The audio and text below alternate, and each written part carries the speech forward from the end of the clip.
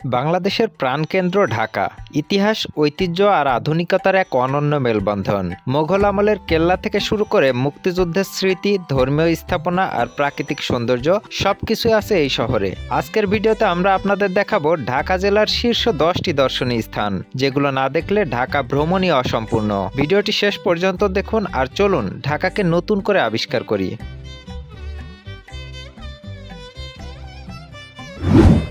লালবাগ কেল্লা, আহসান মঞ্জিল, জাতীয় স্মৃতিসৌধ, fantasy kingdom, হাতির ঝিল, সোহরাওয়ার্দী উদ্যান, জাতীয় জাদুঘর,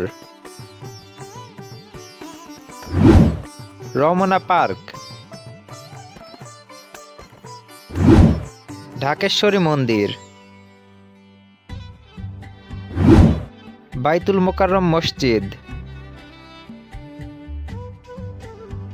এই ছিল ঢাকা জেলার শীর্ষ 10টি দর্শনীয় স্থান।